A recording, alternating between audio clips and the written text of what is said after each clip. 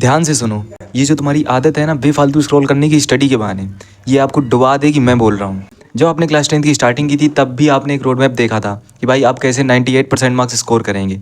जुलाई में भी आपने यही वीडियो देखी थी, नवंबर में भी आपने यही वीडियो देखी थी, अगेन दिसंबर में आप सेम वीडियो देख रहे हैं, कल जनवरी में, फरवरी में और एक दिन पहले भी आप सेम वीडियो देखेंगे कि एक दिन में कैसे आप 100% स्कोर कर सकते हैं।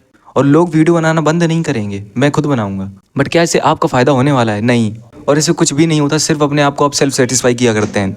You are believing that you are studying but you are not, and this is very dangerous.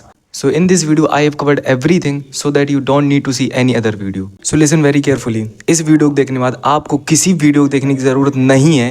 अगर आप इस वीडियो में बताई गई चीज़ों को एग्जीक्यूट कर देते हैं, फॉलो कर लेते हैं सिर्फ और सिर्फ आने वाले 2 महीने के लिए। The video is divided into 3 parts. The first part is from today to 31st December. The second part is from 1st January to 31st January. And the third part is about subject wise strategy. क्योंकि समय काफ़ी कम बचा हुआ है तो आपको किस तरह से हर एक सब्जेक्ट को पढ़ना है, किस अप्रोच से पढ़ना है ताकि आपका समय पे सिलेबस भी खत्म हो जाए और समय पे आपके मल्टीपल रिविजन्स भी हो जाएं। फ्रॉम टुडे टू 31st दिसंबर, आज से 31st दिसंबर के बीच आपको क्या करना है? देखिए, सबसे पहले 2 प्रकार के स्टूडेंट्स होंगे। एक तो वो स्टूडेंट होगा जिसका कि सारा सिलेबस कंप्लीट हो चुका है, तो डेफिनेटली वो इस वीडियो में नहीं होगा, ठीक है। अगर है तो डेफिनेटली छोड़ के जा सकता है और अपने सैम्पल पेपर्स और प्रीवियस ईयर क्वेश्चंस लगाए, एनसीईआरटी क्वेश्चंस लगाए, मल्टीपल टाइम रिवाइज करे, इसके अलावा कुछ भी नहीं। The second type of student is जिसका सिलेबस अभी कंप्लीट नहीं हुआ है। तो सबसे पहले आपको खुद से सही बोलना है, be honest to yourself. आपको करना है किसी भी सब्जेक्ट का, फॉर एग्जांपल मैथ हो, साइंस हो, एसएसटी हो, सबसे पहले आपको ऐसे चैप्टर्स अपने लिख लेने हैं। यहाँ पर लिखिए कंप्लीटेड चैप्टर्स, यहाँ पर लिखिए नॉन कंप्लीटेड चैप्टर्स, ठीक है, एक पेज में। तो जो भी चैप्टर आपके कंप्लीट हो गए हैं वहाँ पर आपको सिर्फ प्रीवियस ईयर क्वेश्चंस लगाने हैं और उसको रिवाइज करते रहना है। एंड जो भी चैप्टर्स आपके नहीं हुए हैं आपको उन चैप्टर्स को अच्छे से पढ़ना है, इफेक्टिवली पढ़ना है। इसके बाद उनके प्रीवियस ईयर क्वेश्चंस लगाने और अगेन उसको पढ़ना है।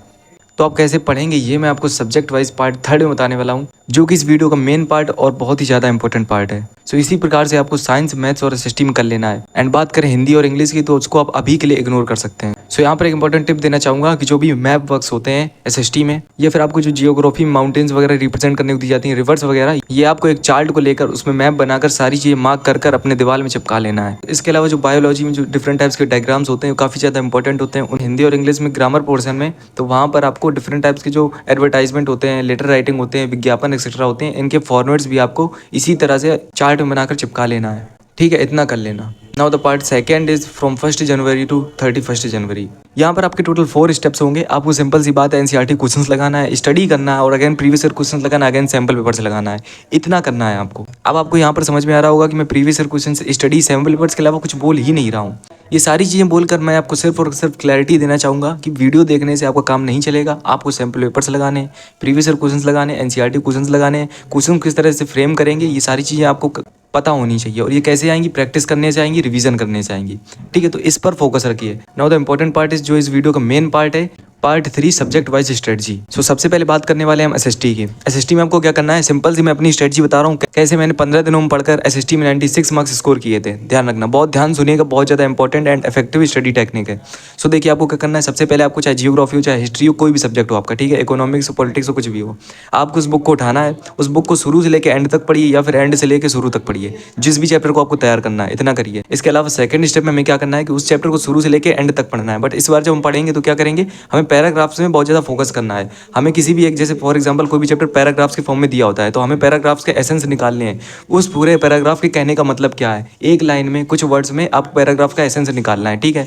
और इसके अलावा एक और चीज़ करते चलना है कि भाई पैराग्राफ में आपको एमसीक्यूज ढूंढते चलना है। ये आपको कैसे पता चलेंगे? ऐसे पता चलेंगे कि भाई आपको सिंपल सी बात सोचना है कि एमसीक्यूज क्या होते हैं। या तो कोई कैरेक्टर होगा, या तो कोई डाटा होगा, या तो कोई इंपॉर्टेंट इंसिडेंट होगा, या तो कोई डेट होगी, या कोई फैक्ट लिखा होगा, ये सारी चीज़ें। तो आप जब वहाँ पर फोकस करेंगे यहाँ से एमसीक्यू क्या आ सकता है, डेफिनेटली आपको मिल जाएगा। तो इस प्रकार से आपको पैराग्राफ का एसेंस निकालते हुए चलना है, हर एक पैराग्राफ को। फॉर एग्जांपल 10 पैराग्राफ है चैप्टर में, तो 10 पैराग्राफ का आपको एसेंस निकालते हुए चलना है और उनमें एमसीक्यूज ढूंढते हुए चलना है। नाउ बढ़ेंगे नेक्स्ट स्टेप की ओर। अगली स्टेप में आपको अगेन रीडिंग करनी है शुरू से एंड तक। बट इस बार आप क्या करेंगे, आप हर एक पैराग्राफ को पढ़ेंगे तो डेफिनेटली सिर्फ एमसीक्यूज, उसका एसेंस नहीं पढ़ेंगे। इस बार आपको WWH, what, why and how rule से आपको वहाँ पर क्वेश्चंस भी आइडेंटिफाई करने हैं। फॉर एग्जांपल किसी पैराग्राफ से क्या शॉर्ट क्वेश्चन बन सकता है, क्या लॉन्ग क्वेश्चन बन सकता है, उस क्वेश्चन को आइडेंटिफाई करिए, साइड में लिखिए उस पैराग्राफ के, और साथ में उसका आंसर भी वहीं पर ढूंढिए, डेफिनेटली आपको मिल जाएगा एसएसटी में। मैं ढूंढ के बैठा हूँ तो मैं जानता हूँ, ठीक है। तो उसका क्वेश्चन साइड में लिख दीजिए और उसके आंसर्स वहाँ पर मार्क कर दीजिए। पॉइंट्स में मार्क करना तो डेफिनेटली याद करने में आसानी होगी, पढ़ने में आसानी होगी और पॉइंट्स में ही आपको आंसर मिलेंगे, ठीक है। कोई भी सब्जेक्ट हो ध्यान सुनिएगा, इकोनॉमिक्स हो, पॉलिटिक्स हो, कोई भी हो, ठीक है। इतनी चीज़ें करना है। स्टेप 3 में आपको इस तरह से कर लेना है। नाउ स्टेप 4 की बात आती है तो आपको सिंपल सी बात है, शुरू से लेकर एंड तक अगेन उस चैप्टर को पढ़ो। अब की बार क्या पढ़ना है, सिर्फ एमसीक्यूज पढ़ना है, पैराग्राफ का एसेंस पढ़ना है, क्वेश्चंस पढ़ने, आंसर्स पढ़ने। नाउ नेक्स्ट स्टेप में आपको क्या करना है, नेक्स्ट स्टेप में आपको सिंपल सी बात है, उन सारे क्वेश्चंस को आपको एक पेज में लिख लेना और उस पेज को वहीं पर रख देना उस चैप्टर के बीच में, ठीक है। इसके अलावा जब भी आप उसको रिवीजन करना चाहते हैं उस चैप्टर को, आपको सिंपल क्वेश्चंस पढ़ने हैं, पैराग्राफ का एसेंस पढ़ना है, क्वेश्चंस पढ़ने, आंसर्स पढ़ने, एमसीक्यूज पढ़ने जो आपने मार्क कर रखे हैं, इतना करना है आपको। एक बार आपको लगे कि 2 से 3 घंटे 4 घंटे तक लग सकते हैं अगर चैप्टर बड़ा है, बट डेफिनेटली अगर आप इस तरह से कंप्लीट करेंगे अपने एसएसटी को तो मैं बोल रहा हूँ आपको 100 मार्क्स आएंगे, 99 मार्क्स भी नहीं आएंगे, 100 मार्क्स आएंगे। नाउ यहाँ पर मैं 2 टिप देना चाहूँगा। सबसे पहली इंपॉर्टेंट टिप जो कि मैंने पार्ट फर्स्ट में बता रखी है, एंड सेकंड इंपॉर्टेंट टिप ये है कि आपको एसएसटी में ये जानना बहुत जरूरी है कि आपको क्वेश्चंस को किस तरह से फ्रेम करना है। क्वेश्चंस फ्रेम करना बहुत ज़्यादा इंपॉर्टेंट चीज़ होती है एसएसटी में, सो इस चीज़ पर खास फोकस रखिएगा। Now we will talk about science. Notes must important है, क्लास 10th में नोट्स मस्ट इंपॉर्टेंट हैं। Long notes and short notes. Short notes like flow charts हो गए, फ्लो चार्ट्स में जो आगे की जो पॉइंट्स होते हैं वो डिफिनीशन उनकी इस पर फ्लो चार्ट्स के फॉर्म में हो गए ये सारी चीज़ें, या फिर आप शॉर्ट नोट्स अपने हिसाब से बनाइए, ठीक है, फ्लो चार्ट के फॉर्म में अपने हिसाब से। और लॉन्ग नोट्स जरूर ध्यान रखना, नोट्स बहुत ज़्यादा इंपॉर्टेंट है ताकि आप, जैसे अभी है आपका दिसंबर चल रहा है तो दिसंबर में आपको किस तरह से चैप्टर को रिवाइज करना है, सिलेबस कंप्लीट करना है, वो बहुत ज़्यादा इंपॉर्टेंट चीज़ है। और जो आखिरी टाइम होगा उसमें आपको किस तरह से जल्दी से रिवाइज करना है पूरे चैप्टर्स को, तो उसके लिए शॉर्ट नोट्स भी इंपॉर्टेंट हैं। तो साइंस में लॉन्ग नोट्स और शॉर्ट नोट्स बहुत ज़्यादा जरूरी हैं। एक इंपॉर्टेंट टिप ये भी देना चाहूँगा कि साइंस में इस तरह से आपको चैप्टर नहीं कंप्लीट करना है कि आपने एक लेक्चर खोल के रख लिया और उस लेक्चर को देख रहे हैं और चैप्टर कंप्लीट हो गया, नहीं।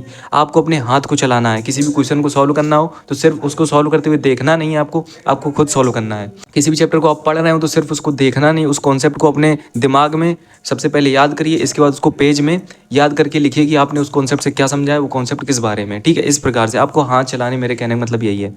इससे ज़्यादा नहीं, इससे कम नहीं, सिर्फ इतना आपको करना है साइंस में। और प्रीवियस ईयर क्वेश्चंस और सैंपल पेपर्स तो मस्ट है, ये आपको करने ही हैं, जैसा कि मैंने बताया है पार्ट फर्स्ट में और पार्ट सेकंड में, आपको कब कब करने हैं। सो नाउ हम बात करेंगे मैथ की। मैथ में सिंपल चीज़ है, देखो भाई वैसे तो मैं भी चैप्टर पढ़ाता हूँ, पर डेफिनेटली मैं यही बोलूँगा मैथ में जितने भी कॉन्सेप्ट हैं एनसीईआरटीज़ देखिए, सारे कॉन्सेप्ट आपके एकदम बिल्कुल कंप्लीट होने चाहिए। इसके अलावा एनसीईआरटी को 5 से 7 बार, जितनी बार आपको टाइम मिल पाए एनसीईआरटी को सॉल्व करिए पूरा। प्रीवियस ईयर क्वेश्चंस बहुत ज़्यादा लगाइए, सैम्पल पेपर्स भी लगाइए, ठीक है। ऐसे में देखो, इसमें मेन चीज़ है आपको चैप्टर कंप्लीट करने में टाइम नहीं लगेगा, चैप्टर कंप्लीट करने में आपको 1 घंटा ही लगेगा। मेन चीज़ ये है कि आपको एनसीईआरटी को क्वेश्चंस को लगाते रहना है। एनसीईआरटी को मल्टीपल टाइम्स लगाइए, एनसीईआरटी में कोई ऐसा क्वेश्चन नहीं होना चाहिए। और मल्टीपल टाइम्स आप कैसे लगाएंगे, ऐसे लगाएंगे भाई, ऐसा नहीं कि जो क्वेश्चन आपको आता है उसी को 4 बार लगा रहे हो, उसी को 5 बार लगा रहे हो, नहीं। उन क्वेश्चंस को आप आइडेंटिफाई करिए और वहाँ पर मार्क करिए कि ये क्वेश्चन कुछ इंपॉर्टेंट क्वेश्चन है या मुझे नहीं आते हैं, तो आपको ऐसे क्वेश्चंस को 5 बार 8 बार लगाते हुए चलना है, ठीक है। उम्मीद है समझ में आया होगा। नाउ हम बात करें हिंदी और इंग्लिश की। ग्रामर का मैंने बता रखा है और ग्रामर में कुछ सेलेक्टेड चीज़ें होती हैं, सो बेसिकली आप उन पर फोकस करेंगे तो ग्रामर आपका कंप्लीट हो जाएगा, ठीक है। इसमें बहुत ज़्यादा खास फोकस देने की जरूरत नहीं है, छोटी मोटी प्रैक्टिस करेंगे, आपको समझ में आ रहा होगा, आप डेफिनेटली कर लेंगे, ठीक है। नाउ हम बात करें लिटरेचर की, तो लिटरेचर में आपको कुछ भी नहीं करना है, सिंपल सी बात है, एनसीईआरटी को रीड करिए मल्टीपल टाइम्स। हिंदी की बात करें तो हिंदी में सिर्फ आपको रीड ही रीड करना है। मैं बोल रहा हूँ हिंदी में मेरे 93 मार्क्स आए थे, इंग्लिश में मेरे 88 मार्क्स आए थे, सो मैं आपको बोल रहा हूँ कि हिंदी में आपको सिर्फ रीड ही रीड करना है। मैंने बहुत सारी गलतियाँ की थी, इसलिए मैं आपको बोल रहा हूँ हिंदी में आपको रीड ही रीड करना है। क्या रीड करना है, एनसीईआरटी को रीड करना है शुरू से लेकर एंड तक, 5 से 7 बार हर एक कहानी को पढ़िए, ठीक है। इसके अलावा क्वेश्चंस को बहुत ज़्यादा पढ़िए। अगर आपके स्कूल के टीचर्स ने क्वेश्चंस लिखवाए तो उन क्वेश्चंस को पढ़िए और ये देखिए क्वेश्चन किस तरह से फ्रेम होते हैं, क्वेश्चन किस तरह से बनते हैं, क्वेश्चन किस तरह से फ्रेम होते हैं, प्रीवियस क्वेश्चन में एनालाइज करिए, ये सारी चीज़ें इंपॉर्टेंट है, ठीक है। इसी प्रकार से आपको इंग्लिश में भी करना है। इंग्लिश में आप ये भी कर सकते हैं कि भाई आप जब चैप्टर पढ़ रहे हो तो डेफिनेटली वहाँ पर फाइंड करिए कि कहाँ से क्वेश्चन बन सकता है। एक आध क्वेश्चन कुछ ऐसे होते हैं कि आप फाइंड करोगे और वही क्वेश्चन आपको मिल जाएंगे आपके कहाँ पे, इंग्लिश के बोर्ड एग्जाम में। सो इन चीज़ों पर खास फोकस रखिएगा। उम्मीद है आपको सारी चीज़ें दोस्तों समझ में आई होंगी। सो दोस्तों उम्मीद है आपको समझ में आया होगा। इसी प्रकार सिर्फ एग्जीक्यूट करिए, इसको फॉलो करिए। सिर्फ वीडियोस देखने से कुछ नहीं होने वाला है, वीडियोस देखते देखते आप कब आखिरी के पेपर के दिन पहुंच जाएंगे आपको पता भी नहीं चलेगा, ठीक है। सो उम्मीद करते हैं आपको समझ में आएगा। बाकी किसी भी टॉपिक पर वीडियो चाहिए, कोई भी दिक्कत हो कमेंट कर दो। चलिए दोस्तों, मिलते किसी और वीडियो में, तब तक के लिए बहुत बहुत धन्यवाद।